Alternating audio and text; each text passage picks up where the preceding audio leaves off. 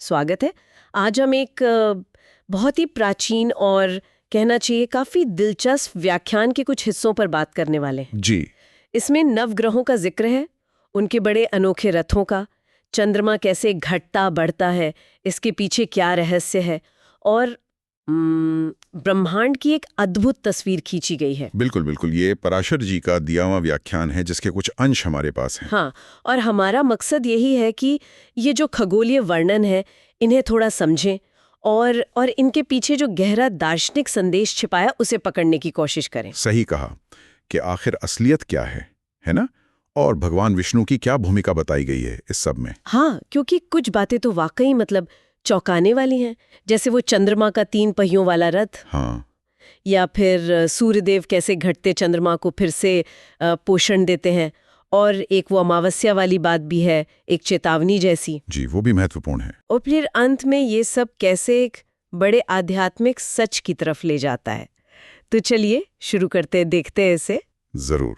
तो कहानी शुरू होती है चंद्रमा से, है ना। बताया है कि चंद्रमा का रथ है जिसके 3 पहिए हैं। 3 पहिए, हाँ। और उसमें कुंद के फूल जैसे सफेद 10 घोड़े जुते हैं, 5 बाई तरफ 5 दाई तरफ। 10 घोड़े सफेद।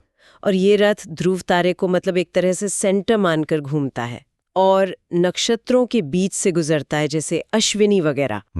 और कमाल की बात यह है कि ये 10 घोड़े इतने ताकतवर हैं कि एक बार जोत दिए तो पूरे 1 कल्प तक रथ खींचते रहते हैं। हाँ, 1 कल्प।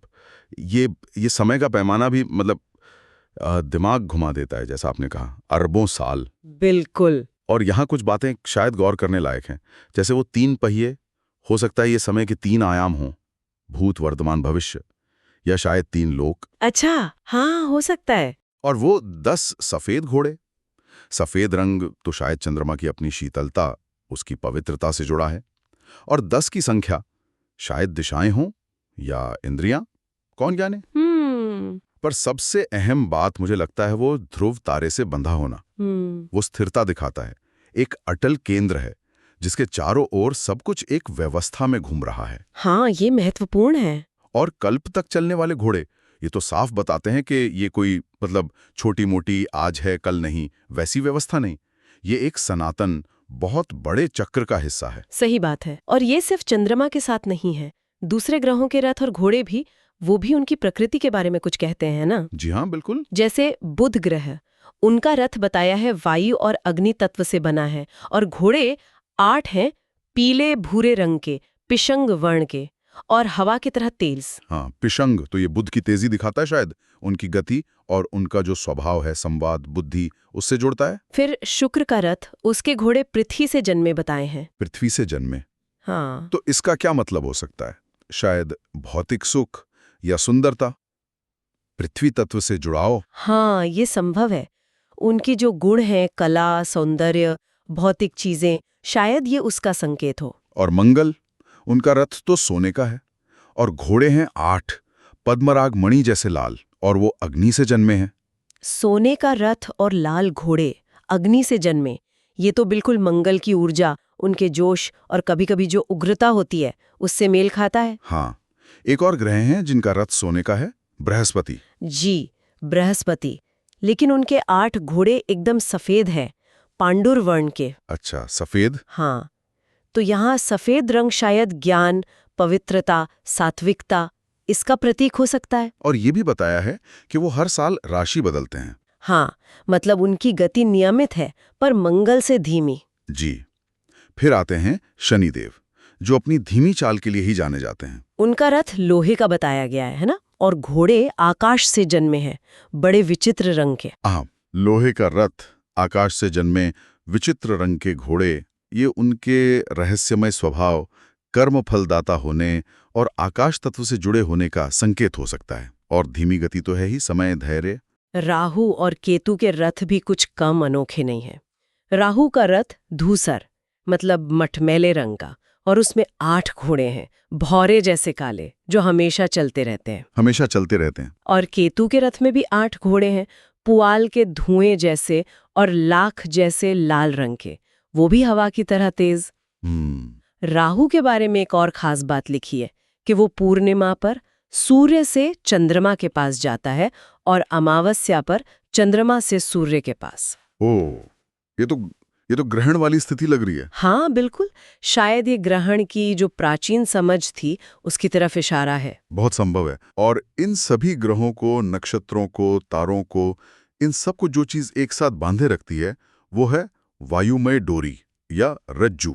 वायुमय डोरी मतलब? हवा की रस्सियां। हाँ, कल्पना कीजिए जैसे अदृश्य धागे हों हवा के बने हुए, जिनसे ये सब ध्रुव तारे से बंधे हैं और उसी के चारों ओर घूम रहे हैं।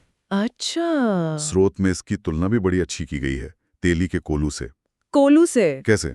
जैसे कोलू में बैल या जो चलाने वाला है वो खुद घूमता है और बीच की धुरी को भी घुमाता है। वैसे ही ये ग्रह अपनी अपनी कक्षाओं में घूमते हुए ध्रुव तारे के चारों तरफ एक बहुत बड़ा नृत्य कर रहे हैं। वाह। और इसी निरंतर चलने वाले प्रवाह को, इसी गति को प्रवाह वायु कहा गया है। ये दिखाता है कि भी ब्रह्मांड रुका हुआ नहीं है, ये एक सतत लयबद्ध गति में है। सब कुछ एक दूसरे से जुड़ा हुआ है। ये वाकई एक अद्भुत तस्वीर है, मन में पूरी छवि बन जाती है। जी। अब वापस चंद्रमा पर आते हैं। जी।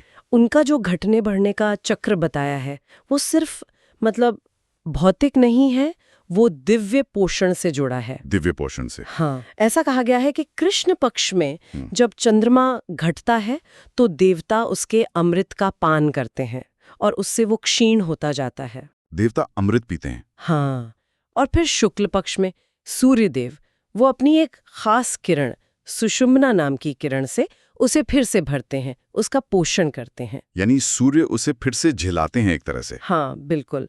और थोड़ा विस्तार से देखें तो शुक्ल पक्ष में देवता अमृत पीते हैं। स्रोत में 333 देवताओं का जिक्र है। पता नहीं ये संख्या सांकेतिक है या कुछ और। हाँ, हो सकता है सांकेतिक हो। और कृष्ण पक्ष में जब चंद्रमा घटते घटते अमावस्या तक पहुंचता है तो उसकी जो आखिरी एक कला बचती है, हाँ, उसका पान करते हैं पितृगण। पितृगण, अच्छा। हाँ, और कहते हैं कि उससे वो पूरे महीने तृप्त रहते हैं। 3 तरह के पितरों का नाम भी लिया है, सौम्य, बहिष्कृत और अग्निश्वात। शायद ये अलग अलग लोकों या वंशों के पूर्वज हों। हो सकता है। पर मुख्य बात यह है कि चंद्रमा देवताओं और पितरों दोनों का पोषण कर रहा है। बिल्कुल। और अमावस्या की रात का एक और पहलू भी है। क्या? उस दिन चंद्रमा सूर्यमंडल की अमा नाम की किरण में प्रवेश कर जाता है। मतलब सूर्य और चंद्रमा एक सीध में आ जाते हैं। अच्छा, अमा किरण में। हाँ, और उस रात चंद्रमा पहले जल में प्रवेश करता है और फिर औषधि यानी पेड़ पौधों और लताओं में वास करता है। ओह, जल में और फिर पेड़ पौधों में। जी। और इसीलिए स्रोत में चेतावनी दी गई है कि अमावस्या को पेड़ पौधे काटना या पत्ता तोड़ना भी ब्रह्म हत्या जैसा पाप है। बाप रे, ब्रह्म हत्या जैसा। ये बहुत महत्वपूर्ण बात है ना? हाँ, ये दिखाता है कि चंद्रमा की भूमिका कितनी केंद्रीय है। हाँ। वो सिर्फ देवताओं और पितरों का ही पोषण नहीं कर रहा, वो अपनी शीतल किरणों से पृथ्वी पर जीवन को भी पाल रहा है। सही बात है। वनस्पतियों को, औषधियों को, और उनके जरिए फिर सभी प्राणियों को, इंसान, पशु, कीट पतंगे, सबको। ये एक तरह का ब्रह्मांडीय संतुलन है, सब एक दूसरे पर निर्भर हैं। हाँ, ये जुड़ाव कमाल का है। और अमावस्या वाली ये मान्यता क्योंकि प्रकृति के प्रति कितना गहरा सम्मान दिखाती है कि उसके पोषण चक्र को तोड़ो मत। ये सिर्फ एक खगोलीय घटना नहीं है, ये जीवन के पूरे जाल का प्रतीक बन जाती है। सच में सोचने वाली बात है। अच्छा, अब एक और रहस्यमयी चीज पर आते हैं, शिशुमार चक्र। शिशुमार चक्र। हाँ, इसका भी वर्णन है। आकाश में एक आकृति बताई गई है जो डॉल्फिन या सूज जैसी दिखती है। और हमारा जो सबसे स्थिर तारा है, ध्रुव तारा, वो इसी चक्र में है। डॉल्फिन जैसा। और ध्रुव तारा उसी में। हाँ, और इसके बारे में एक बड़ी रोचक बात लिखी है कि रात में अगर आकाश में इस शिशुमार चक्र के दर्शन करें तो दिन में अनजाने में जो पाप हो जाते हैं उनसे मुक्ति मिल जाती है। अच्छा। हाँ, और ये भी कि जितने तारे इस चक्र के आश्रित हैं, मतलब जितने तारे इसमें हैं, व्यक्ति उतने ही साल ज्यादा जीता है। अरे वाह, ये तो खगोल विज्ञान को नैतिकता और आयु है ना, दोनों से जोड़ दिया है ना। और इस शिशुमार के अलग अलग अंगों पर अलग अलग देवता या तत्व बताए गए हैं। हाँ, जैसे उत्तानपाद शायद कोई ऋषि या तारा, वो ऊपरी जबड़े पर। अच्छा। यज्ञ निचले जबड़े पर। धर्म मस्तक पर। नारायण यानी भगवान विष्णु, वो हृदय में। अश्विनी कुमार पैरों में। वरुण और अर्यमा जांघों में। संवत्सर यानी साल वो शिश्न में, मित्र आपान देश में, और पूछ में है अग्नि, महेंद्र यानी इंद्र, कश्यप और खुद ध्रुव तारा। और ये भी कहा है कि पूछ के ये 4 तारे अग्नि, महेंद्र, कश्यप और ध्रुव ये कभी अस्त नहीं होते। कभी अस्त नहीं होते।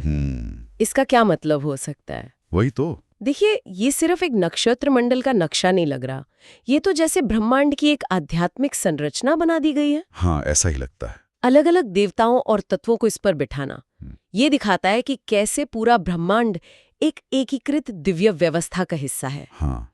नारायण का हृदय में होना, ये तो साफ है कि दिव्यता इस संरचना के बिल्कुल केंद्र में है। धर्म का मस्तक पर होना, नैतिक व्यवस्था का महत्व। सही। और पूंछ के तारों का कभी अस्त न होना, शायद ये शाश्वतता का प्रतीक है, स्थिरता का। ब्रह्मांड के कुछ ऐसे नियम जो कभी बदलते नहीं। हाँ, हो सकता है। और ध्रुव तारा जो खुद शिशुमार की पूंछ में है, वो तो इस पूरी दिव्य संरचना का स्थिर केंद्र बन गया, जिसके चारों ओर सब कुछ घूम रहा है। स्थिरता और शाश्वतता का सबसे बड़ा प्रतीक। यहाँ तक तो हमने देखा कि ब्रह्मांड की संरचना कैसी है, ग्रह कैसे चलते हैं, उनके क्या मायने हैं। लेकिन अब ये वर्णन एक गहरे दार्शनिक सवाल की तरफ मुड़ता है। हाँ बिल्कुल, यहीं पर खगोल विज्ञान और तत्वज्ञान का संगम होता है। मतलब इन सब खगोलीय वर्णनों के बाद स्रोत पूछता है कि भाई सबका असली मतलब क्या है, ये सब है क्या आखिर? हाँ, ये सब देखकर ग्रहों की चाल, चंद्रमा का चक्र, शिशुमार की व्यवस्था, सवाल उठता है कि इन सब के पीछे का मूल सत्य क्या है। क्या ये ग्रह, ये तारे, ये रथ, क्या यही अंतिम सत्य है? और जवाब क्या मिलता? जवाब मिलता है कि पृथ्वी, ग्रह, द्वीप, समुद्र, पर्वत, नदियां, वन, यानी जो कुछ भी हमें दिखाई देता है या जिसका अस्तित्व है और शायद जिसका नहीं भी है, वो सब असल में तत्वतः भगवान विष्णु ही हैं। सब कुछ विष्णु ही है। हाँ, विष्णु का स्थूल यानी प्रकट रूप जल बताया गया है। अच्छा। और उसी जल तत्व से कमल के आकार वाली पृथ्वी पैदा हुई। अच्छा। पर यहाँ मूल बात ये समझनी है कि भगवान विष्णु को ज्ञान स्वरूप कहा गया है। ज्ञान स्वरूप मतलब उनका असली रूप शुद्ध चेतना है, परम ज्ञान।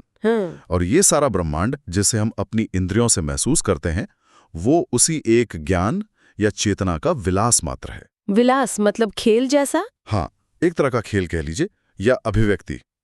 जैसे हमें पर्वत, समुद्र, नदी ये सब अलग अलग दिखते हैं, लेकिन इनका मूल तत्व, वो चेतना, वो एक ही है।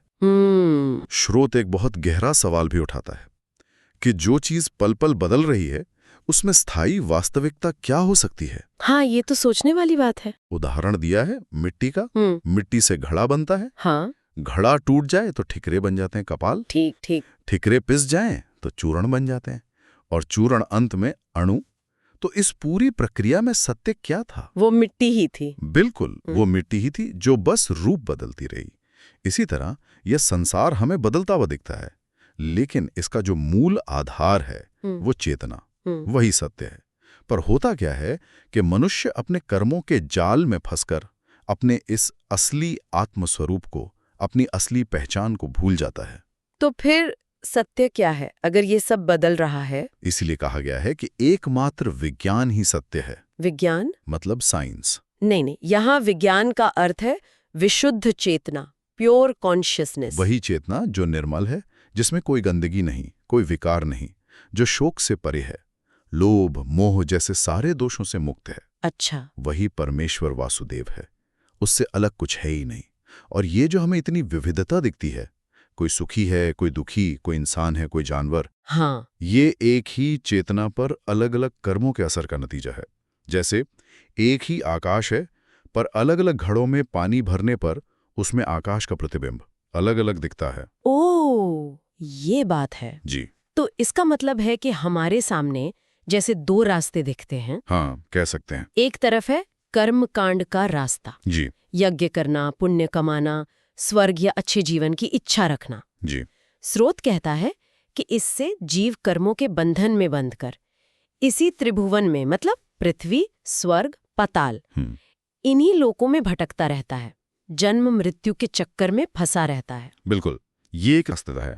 और दूसरी तरफ है ज्ञान मार्ग। ज्ञान मार्ग, हाँ। ये रास्ता इस सच्चाई को पहचानता है कि केवल वो एक ज्ञान, वो एक विशुद्ध चेतना ही परम सत्य है। बाकी सब जो हम देखते हैं, महसूस करते हैं वो या तो असत्य है, मतलब माया जैसा, या फिर केवल व्यवहार के लिए है, एक रिलेटिव ट्रूथ है, एब्सोल्यूट ट्रूथ नहीं। बिल्कुल सही कहा आपने।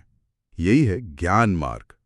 और इस ज्ञान को समझकर, अपने असली स्वरूप को पहचानकर, अपने कर्मों के बंधन से मुक्त होकर, हाँ, उस ध्रुव यानी अचल जो कभी बदलता नहीं, सदा एक जैसा रहता है, हाँ। उस परम सत्य भगवान वासुदेव में लीन हो जाना, मिल जाना, यही अंतिम लक्ष्य बताया गया है। जैसे ध्रुव तारा स्थिर है। हाँ, जैसे ध्रुव तारा स्थिर है और बाकी सब उसके चारों तरफ घूम रहा है, वैसे ही वो परम चेतना स्थिर और शाश्वत है। तो ये सारे खगोलीय वर्णन जो हमने देखे, ये सिर्फ ब्रह्मांड का नक्शा नहीं है, तो फिर क्या है? ये आत्मा की यात्रा का भी प्रतीक बन जाते हैं।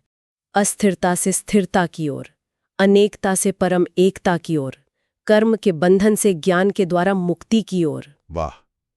तो आज हमने श्री पराशर जी के व्याख्यान के इन अंशों से देखा कि कैसे प्राचीन भारत में ब्रह्मांड का एक बेहद विस्तृत और प्रतीकों से भरा मॉडल तैयार किया गया था। जी। ग्रहों के वो अद्भुत रथ, चंद्रमा का वो पोषण चक्र, शिशुमार चक्र की वो दिव्य संरचना, सब कुछ। हाँ, और सबसे महत्वपूर्ण बात ये कि ये सब कैसे एक गहरे दार्शनिक सत्य से जुड़ जाता है कि मूल रूप से सब कुछ एक ही दिव्य चेतना, विष्णु कहें या वासुदेव, उसी की अभिव्यक्ति है। ये वाकई में खगोल विज्ञान और गहरे तत्व ज्ञान का एक अद्भुत संगम है। बिल्कुल। और ये हमें सोचने पर मजबूर करता है कि जिसे हम ठोस, पक्की, स्थिर वास्तविकता समझते हैं, ये दुनिया, ये पहाड़, ये रिश्ते, हमारे अनुभव, क्या वो वाकई उतनी ही ठोस और स्थायी हैं? या वो भी उसी एक चेतना के लगातार बदलते हुए रूप हैं? जैसे वो मिट्टी, कभी घड़ा बन जाती है, कभी ठीकरे और फिर वापस मिट्टी। सही बात है। और इसी सोच के साथ हम अपने श्रोताओं के लिए एक विचार छोड़ जाते हैं। जी जरूर। कि यदि हम कुछ पल के लिए इस नजरिए को अपनाएं कि ये भौतिक संसार और हमारे सारे अनुभव क्षणभंगुर हैं, पल पल बदलने वाले हैं, और अंत में सब कुछ एक ही न बदलने वाली चेतना की लीला है, तो ये समझ हमारे रोजमर्रा के जीवन को कैसे बदल सकती है, हमारी चिंताओं को, हमारी इच्छाओं को, हमारी प्राथमिकताओं को ये कैसे प्रभावित कर सकती है। ये सोचने लायक प्रश्न है। हाँ, इस पर विचार जरूर कीजिएगा।